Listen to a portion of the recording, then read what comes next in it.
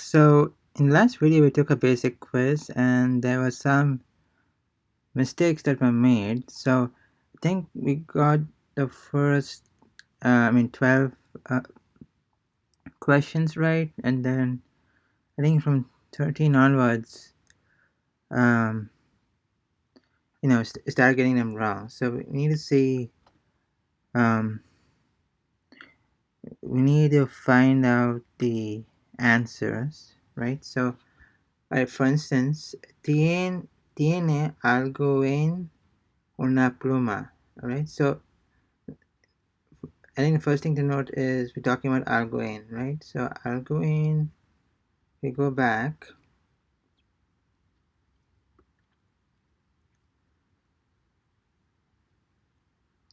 Alguno is somebody, right? Alguno is somebody, and the opposite of Alguno is nadie. So I think this is really, I guess it's important to know the what will be the corresponding negative word, right? So if you're using, let's say if you're using algo in a statement or in a sentence, and you want to negate it, we probably have to use nada, right? And if you're using algo en, nadie, algún, ningún, siempre, nunca, jamás, también, tampoco, or it means either or, ni, either nor. Alright, so algo en, nadie, algo, ningun, and maybe the last rule or two talks about using alguno and ninguno, right, and a plural form of that. So probably got confused with that, but algun, ningun, alguno, and notice, okay, first of all, okay, we have algo nada, alguin nadie, algun, and notice we have o, os, so I think it's basically talking about the different forms which you can use it, right? So probably alguna is feminine, alguno is masculine, and this is probably like we all, you all kind of thing. So alguno, ninguno, and siempre, nunca, también, tampoco. So it's probably something that we need to repeat so we can get this into our memory. But if you go back to the question, I'm talking about, right now we're talking about question 12, right? So um,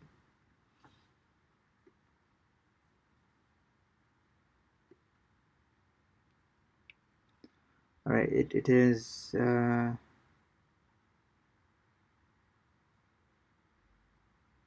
just taking a moment to load.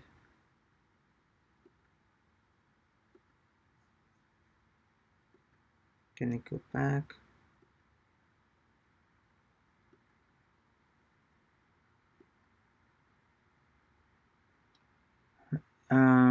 Yeah, it's taking some time to load, but for some reason. All right, so basically the thing is that we need to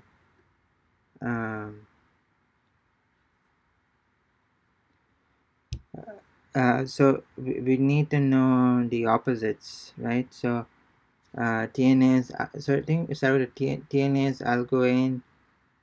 All right, so there is, looks like there is some issue with the site, but okay, let's come back now. Anyways, so let's go back to the question.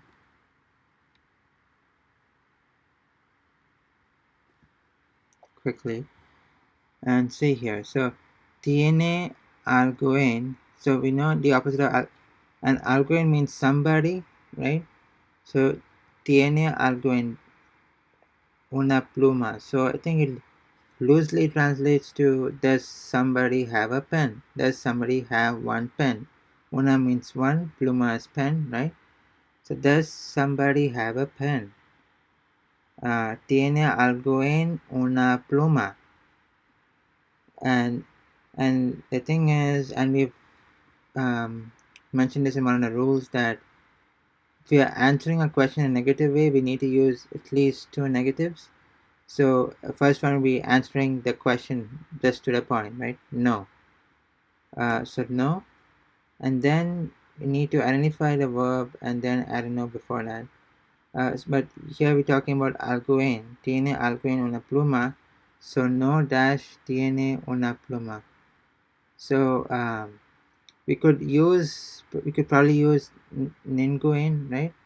And okay, now it's good. All right, so alguien is not. Okay. Alguien and always getting confused. So alguien is not ninguno, it is nadie.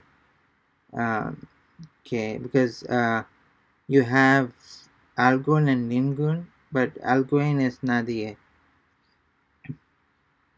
But I don't think they've used.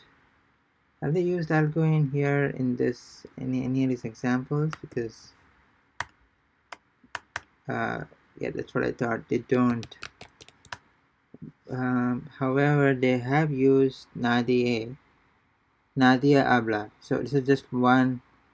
This is just one negative. Can be used alone preceding the word. So negative words can be used alone preceding the verb, right? So nadie habla. Él nunca come. So you're just using one. And here the negative words can be used with the word no following the verb.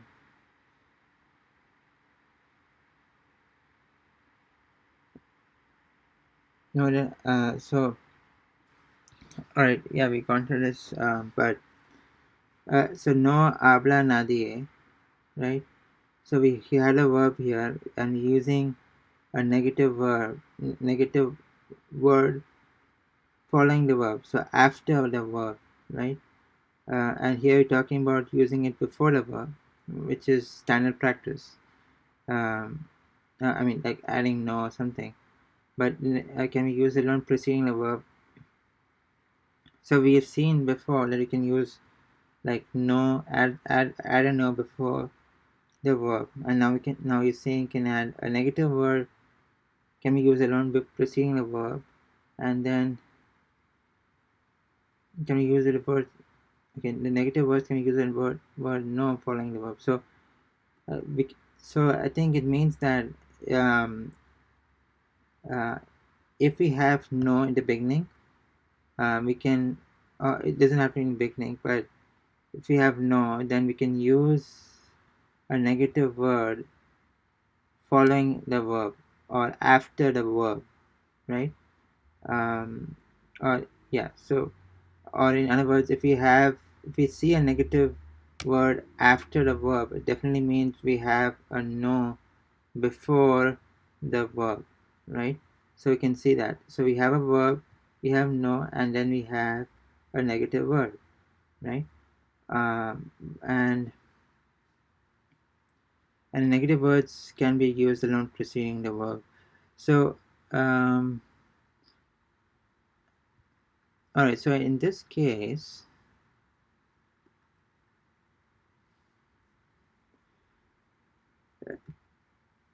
so it was tiene alguien una pluma, so which means does somebody have a pen? No.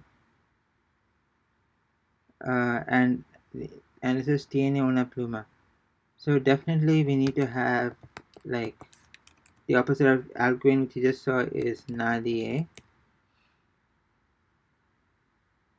No, nadie tiene una pluma.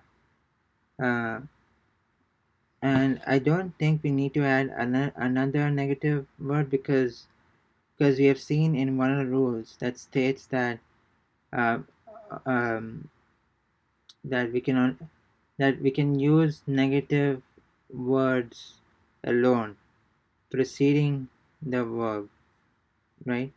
Can use negative words alone preceding the verb. So tiene is a verb using a negative word here.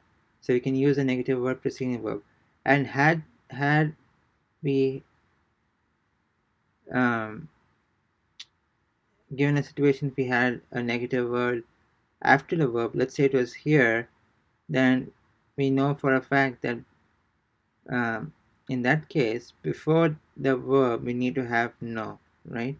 So in this case, all right, so this is answering a question, no, and then we're giving some context to it.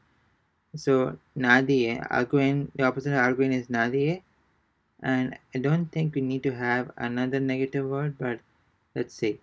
Let's, okay, so that should be, I think, that should be the answer here. Alguno is nadie. Okay, so I think that is it for this video.